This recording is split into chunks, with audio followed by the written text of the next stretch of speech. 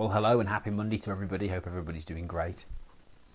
Don't forget, drop us a like in down below if you're happy and you want me to continue doing these videos. I'd appreciate just dropping a like and just click the button. Drop me a smiley face in the comments, or a thumbs up, or a bicep emoji, or a slice of pizza emoji, whatever suits you really. Whatever you feel like doing on this fine, windy and cooler day. If you're moaning about the heat last week, this is what you get. Right, also remember that I've still got some spots left for my 28-day transformation starting next Monday. So we've got a waiting list for our boot camp. We can only work with 5 people at a time in each group, but we've done some modifications to the service so we can help you. We can fit some people in. We're looking for about 8 people now, but we've got 5 spots left. So if you want to get involved in our Women Only Fitness program, all you need to do is comment below with 28 days and I'll send you the details. So my son was 1 on Friday, I shared a post on my Facebook, personal Facebook, about what he's been through in the last 12 months, bless him, including sort of, having to have his tongue untied, get involved in a lorry crash on the way to getting that done, and then obviously he had major spinal surgery in January and was in the hospital for a week. And I talked about sort of what he's been through, and obviously the year I've had of being a parent. Now, obviously you can only talk through your own experiences, because I'm sure many of you watching this are also parents and probably had more than one. So I'm certainly no expert on the subject, but I think the thing is, what the 2 biggest lessons that I learned, particularly with what he's been through, and I'm always conscious of making these things sort of uber sort of motivational or just fluff that you can't go away and apply. But the first thing really was how resilient we are as creatures, because you see that in a baby. I mean, the way he bounced back from all these issues and challenges was amazing, really. And you would never have thought that he had a problem. He just bounced back, no issue at all. Whereas you see a lot of adults who have got these beliefs about the world and things like that means that they crumble with the smallest thing, and seeing how resilient sort of Teddy was going through all these challenges when he didn't really, just because he didn't know any different, was quite inspirational. So I think the thing is to remember is how resilient you are when you're going through a challenge, when you're going through something.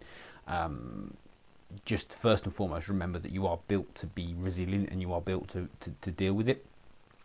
But massive caveat to that, you also need the strategy. So one thing that I've noticed, and this is a separate video for another day, but you have to have the strategy in place. So it's good to be resilient, it's good to be positive, and it's good to be enthusiastic, and all these things, all these sort of outside fluffy terms, but you've got to have the strategy. So yes, whilst it was inspiring for me to see how resilient Teddy was, I've still got to have a strategy to use that resilience to take me to the next stage, because there's no point me posting some motivational stuff on here and you going, yeah, that's great, and getting pumped up without the strategy. So that was the first lesson really about being resilient over the year that I've been a parent. And the second thing was, and this is something I will always struggle with and I'm still struggling with, is the concept of it's not about me.